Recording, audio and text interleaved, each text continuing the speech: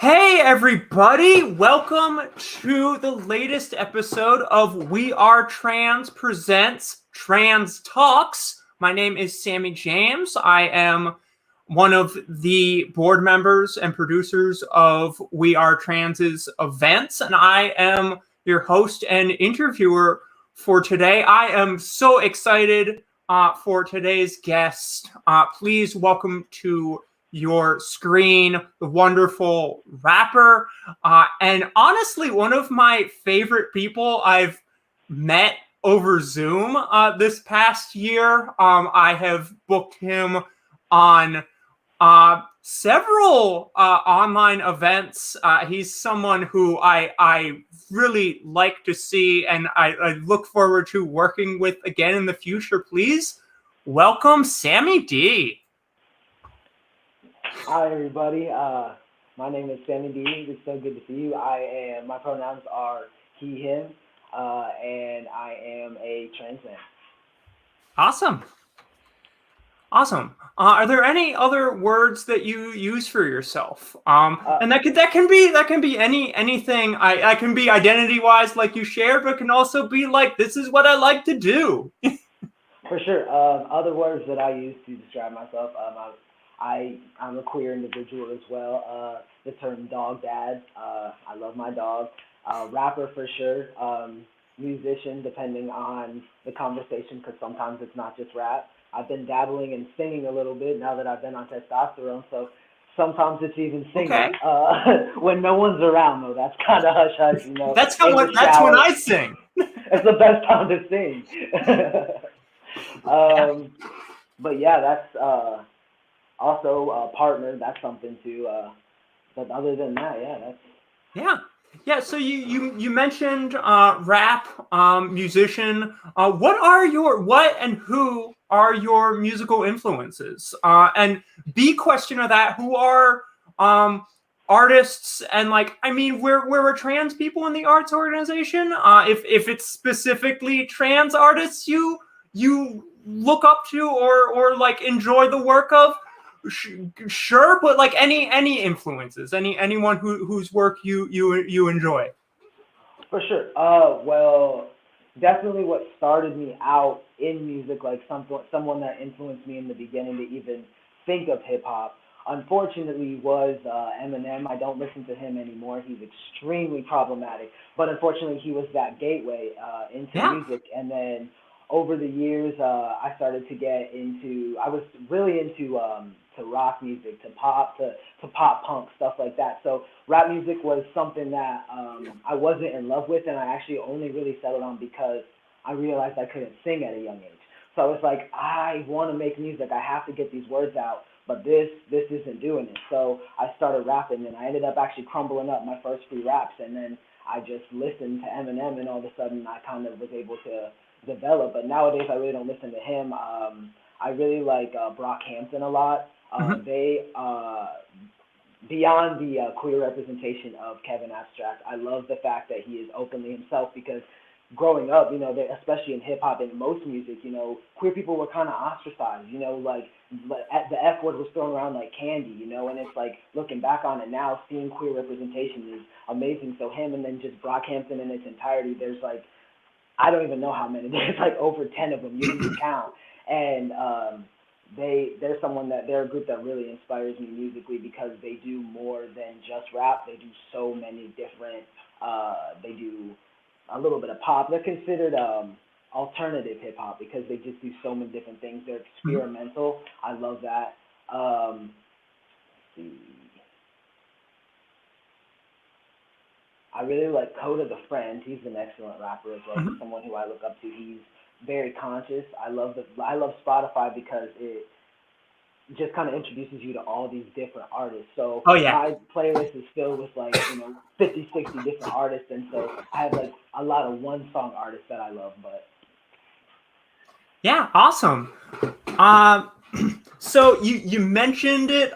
You don't need to answer this question if you don't want to. But when do you sing? What are you singing? You don't need to. No, I'll be honest. Taylor Swift. I sing a lot of Taylor Swift. I definitely I've loved Taylor Swift for a really long time. She was actually the first concert that I went to. It was her and Ed Sheeran and Florida Georgia Line. So she's a very guilty pleasure of mine. But so a lot of Taylor Swift. My fiance is really into Shania Twain, so I've been getting into her. So every now and then I'll sing some Shania Twain. Really just whatever comes on. I mean, I'll shuffle it and then I'm like, all right, here we go. It's concert series in the shower. Yeah, it's okay. I've been known to butcher Whitney's "I Want to Dance with Somebody," so don't. No shame, no shame. So a question I ask on every episode of these. There have been 3 of them, but I will ask it on every episode of this. What gives you gender euphoria? Well, I'm coming up on my 1 year on testosterone. I'm like 5 days away from it. So, Woo! yeah, it's an amazing Yeah, feeling. The time congrats. flew by. Thank you so much. Yeah, but it that alone gives me euphoria. I mean, looking down and seeing like chest hair, that's something that gives me extreme euphoria. My facial hair, like I have a beard growing in and a mustache, that gives me euphoria. My voice gives me euphoria. Just being able to like exist in myself out in Yeah. public and like looking in the mirror, I'm starting to see myself. I'm starting to recognize myself. Yeah. So when I'm out in public, people can't.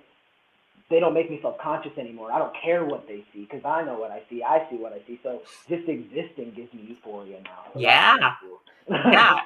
Yeah, and see, this is why I ask this question, because like the whole point of this show and We Are Trans as a whole is this space of trans positivity, and it's like, I mean, there's so much focus on the other one. There's so much focus on dysphoria. I don't want to hear about that. Like, tell me, like, I want trans joy. Like, that's what this show is for. And we need more trans joy. We need it because you're right. A lot of it does focus on the other side. Yeah. Yeah. So, and this is I'm gonna ask. It's a 3-part question. I'm gonna ask it one after the other. What is your comfort food? My comfort food is anything Mexican. I love Mexican food, and it can be authentic Mexican. It can be even Taco Bell, not authentic Mexican at all. Just the tacos. But definitely, honestly, probably tacos are my comfort food if I think. That's my comfort food. Yes, that's what's up. So you feel me? They can be in any form, any way. Just tacos. Oh yeah, yeah. It's tacos, and like, so I can't eat dairy, but I've recently discovered like vegan nachos, and I'm just like, I know it's bad. They're not good, but they don't taste good, or do they taste good? No, they do taste good. Listen, they taste as good as I'm gonna get. But like nachos are just like, that's something's like, I really want nachos, but I can't eat nachos. Because that's a lot of dairy. That's like dairy overload on nachos. Yeah. Usually. Yeah, and in fact, the first time I made them with the vegan cheese, I was just like, wow, it apparently takes a lot of cheese. Yeah. What is your comfort music? I know you mentioned your musical influences for like your art and like what you like to sing, but like what music when you listen to just calms you? Definitely 2000, about 2000 to like 2015, like pop punk. So like your My Chemical Romance, your All Time Low. I know all Mayday Parade. Like Mayday Parade is the last concert I went to actually, and that was something that was like fulfilling a lifelong dream because they'd be at Warped Tour and I'd be like, I'm gonna go to Warped Tour this year. And my parents are like, you're not going to Warped Tour. What are you talking about? So I finally got to see them. But yeah, definitely anytime that I'm really like sad or just in a mood, I'll throw that down and I'll belt it just from the depths of my soul. I also discovered Brand New recently, and they have a song the quiet things that no one ever knows, and Hmm. that song when I just and Jesus Christ by them too. So there's someone new that I found, but it's just I'm screaming at the top of my lungs, and it's like therapy, you know. Yeah, yeah. I'm like, they've been around for a while, haven't they? No, for sure, for Yeah, no, sure. I was just like, you just discovered brand new. I was Yes, like, that's I was in high school. What the? it No, was that's amazing. yeah, yeah. But I probably because you're in like the Midwest, you're in Ohio. I don't know. I think they might have been like an East Coast thing for a lot of, unless I'm wrong. Well, and I think my friends who are about 5 years older than me, they were like, no, yeah, that's who I listen to. So like they were just, I think I was in high school just a little too late, and I was listening to playlists, and I kind of got to an age where I was like, I like these 12 pop punk artists, so I'm just gonna keep recycling their music. Hmm. And then one day Spotify did the same, and I was like, I didn't even know there was more music that could make me feel like this. Yeah, yeah. And what is your comfort movie or movies? Comfort movie. Probably The Princess Bride. That's something that I've Hmm. seen a bunch of times over. I could watch that in my head if I wanted to. Just sit here and probably play it through. And it's controversial now. I'm realizing, so I don't watch it as much. But when I was younger, it was one of the few queer movies that really spoke to me. It's called Hmm. Loving Annabelle, and there's a questionable age difference between the two characters. I mean, they're both adults, but like they're like 18, and like it was a teacher, so it's like now looking in hindsight, being my age, it's like ooh. But when I was Uh-huh. younger, it was one of the few movies that came on. What was it? Logo. It was on repeat on there, so I was like, yeah, I think this is good. Just one sec. Yeah. The cicadas, they're so loud. Yeah. Yeah. So getting back to your music, I've seen you perform a couple times over this pandemic over Zoom. Two of my favorite songs of yours that I've heard that have you know struck me and I think are, I don't know, important songs. And like, favorite songs of mine of yours are Save Us and I'm Sorry. Would you like to tell people about either or both of those a little bit? For sure. Starting with Save Us, that song is just something that I wrote. I was feeling really, honestly hopeless about the way that things were. I think I wrote that song back in 2000, 2018, and between all of the stuff that's gone on, it's hard to remember and pinpoint what social injustice was making you feel hopeless in 2018. But I think it was just the weight of everything. Like, I grew up in a conservative town. Like, I live in a small town. There's a lot of biases and stuff that I have to unlearn in Hmm. myself, and a lot of boxes I was put into. So I was very closed-minded.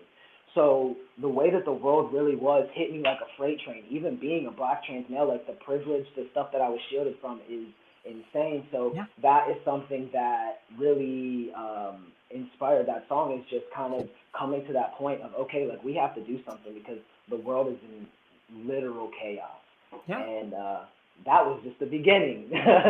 So I'm sorry though. That song is actually inspired by my relationship with my family. Um, they did not take to the fact that when I first came out, I didn't come out as trans. I just came out as at that time I identified as a lesbian. I didn't even know that I was trans. So that's how I came out, and my family was not happy with that. And a lot of them still, like my grandparents, I sing about them in the second verse. They don't. We still don't speak. They're very Christian, very conservative. They refer to the way that I am as like a lifestyle and decisions that I'm making, and they don't understand that at my core it's who I am. So we don't speak. I don't speak to them. But the first verse is about my parents. That's an ongoing battle. They do what they can to try to love me and try to accept me, and they're getting a lot better. But it's hard to have like an interaction with them that isn't, I honestly, for lack of a better word, triggering, and invalidating. So Yeah. that's kind of been the inspiration for that song is just like the pain from like the rejection of my family and rejecting me at my core of who I am. So Yeah. Well, thank you for sharing both of those with us, and those of you watching now or in the future when this is posted places. You can find links to videos of both of those and more work by Sammy in the comments below. Um, but so Sammy, another question, similar to the comfort music. What is music you listen to when you're angry? It ooh, could be the same. It could be the same. it depends on what kind of anger. Like, if it's the kind Yeah. of anger where I want to feel the bass, I'm probably bumping some Megan Thee Stallion, because that bass in your whole, you feel it in your whole body. It takes all that away. Uh, yeah, that's it. And then if it's the other kind of anger where I'm just kind of like enraged and like a sad anger, then yeah, I'm going to my emo music again. It's Yeah. a default, once it happens, you do it in your teens, and then it's like, all right, for the rest of my life, when I'm sad, when I'm mad, this is the way that I'm going. Yeah. Yeah. So, changing gears a little bit, because we are trans. We're a trans people in the arts organization. That's our goal is to talk about trans people in the arts, our relationship with the arts, and that's usually performing arts. I'm actually interested in like what draws you to visual art when you see it. In terms of, Like what do you like to see? Like so I really like when I watch like TV, when I watch movies, I really like the production of those things. I like the camera work. I love like the transitions in shows. Like I am obsessed with that. When I watch a show, I'm just like, that was a really good transition. Like I'm constantly breaking that fourth wall. I yeah. just I took a couple of television production classes in school, so when I watch it, it's hard to not be critical. And I'm also like trying to get ideas for music videos and how to like I want to eventually one day hopefully have like my own series, something like that. So I definitely like study these things visually Yeah. when I watch them, and that's kind of what I look for, like the behind the scenes and like how do they Mhm. transition, how do they make it all one. Yeah. Yeah. An important question I want to ask because like I honestly like I love your work. I want to see you do more of it. How can people book you if they want to book you? Like where can people reach out to you on? I have your social medias and stuff in the comments with your link tree. But I don't know. I want to see you do more. For I want to sure. see you get paid, get booked more. Well, let's see. You can definitely reach me in the Linktree link. You can reach me on my Facebook. It's connected to my music page, and that comes to me. I have it set up through like a little WhatsApp on my phone, so that's a really easy way. You can also reach out to me through my email. That is any social you go to, that's linked there. But it is yfnsammyd at outlook.com, and I check that email daily. So if you send me an email there, you reach out to me. That's the best way to book me, for sure. Yeah. Do it. Yeah, do it. Yeah. So this has been a delight. Um, this is it, we're a little short, but I think it's because like we got like right into it. We have packed a lot into these 20 minutes. Um, I want to end with like what is a positive message you'd like to send to other trans people out there? Let's see. I mean, I think that it is a little cliche, and I know that it gets said, but like that it really eventually does get better. Because if I thought a year ago when I was starting T, like, or even just from the beginning of my transition, like looking to now, I really there were times I did not think I was gonna make it. I did not think, so now in this state, looking back, it's just if you can, hang on even on the bad days, if you can just like get yourself to close your eyes and like go to sleep and wake up the next day, like even that next day things feel better. So just always be pushing forward for the better, because it will come. Yeah, absolutely. And so, Sammy, is there anything else you'd like to talk about? Make sure we have a conversation about, or like share anything else you'd like to plug? Anything upcoming you want to make sure we cover or that people know about?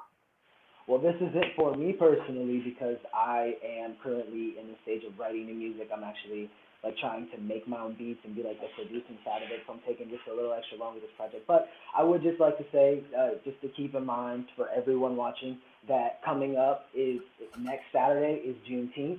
So I just think Mm-hmm. that if you don't know what Juneteenth is, look into it, take some time to study it. If you have kids, teach your kids about it, talk to about it with your friends, and Juneteenth, learn about it. Because I didn't Yeah. know about it until recently. They don't teach us about it in school, and it's so important. So that's coming up this Saturday. Absolutely. And those of you watching now, watching in the future, realizing at the end of this video, I had a banner this whole time with the Venmo and the social medias for Sammy, and and the options and for We Are Trans. Uh, like, follow Sammy, like and follow We Are Trans, but definitely like and follow Sammy. Um, that Sammy. This one. The guest. Great name. Thank you. You too. Uh, yeah, but this was great. We are doing this show weekly. Everybody, next week, we have a guest interviewer. The amazing Dahlia Bell is going to be interviewing the equally amazing Apollo Flowerchild. And that is going to be on Juneteenth. Let's go. Okay. So you don't want to miss that. It is one powerhouse interviewing another powerhouse. I'm really excited for it. Besides our weekly interview show, We Are Trans does a monthly show. They are still currently online. At some point, they will be in person in New York or Philly again. But they are currently online Zoom shows, and this month, June 26th, is the Badass Trans Women of Comedy. I am really excited. KJ Whitehead is hosting a lineup. I'm on it. Violet Gray is on it. Amazing. Gina Nina Martinez. It is. You don't want to miss that, and you don't want to miss any of the interviews we have coming up. I hope to see you at all of the things we have coming up. But most importantly, take care of yourselves, everybody, and have a good rest of your day. This has been We Are Trans presents Trans Talks. Sammy D, thank you. Peace out.